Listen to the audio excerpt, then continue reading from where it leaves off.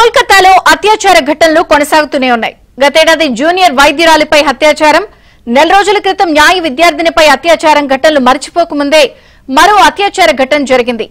IIM campus లో ఒక మహిళపై విద్యార్థి అత్యాచారం చేయడం కలకలం రేపుతోంది. కౌన్సిలింగ్ పేరుతో తనకు మత్తు పానీయం తాగించి అత్యాచారం చేశాడని మహిళ ఆరోపించింది. మహిళ ఫిర్యాదుతో విద్యార్థిని పోలీసులు అరెస్ట్ చేశారు. ఈ ఘటనతో కోల్కతా క్యాంపస్ లో మహిళల భద్రత మరోసారి చర్చకొచ్చింది.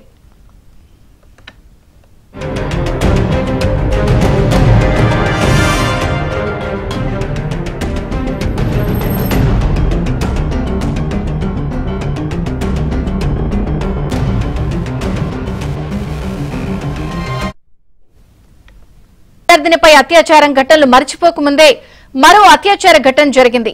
ఐఐఎం క్యాంపస్ లో ఒక మహిళపై విద్యార్థి అత్యాచారం చేయడం కలకలం రేపుతోంది. కౌన్సిలింగ్ పేరుతో తనకు మత్తు పానీయం తాగించి అత్యాచారం చేశాడని మహిళ ఆరోపించింది. మహిళ ఫిర్యాదుతో విద్యార్థిని పోలీసులు అరెస్ట్ చేశారు. ఈ ఘటనతో కోల్కతా క్యాంపస్ లో మహిళల భద్రత మరోసారి చర్చకొచ్చింది.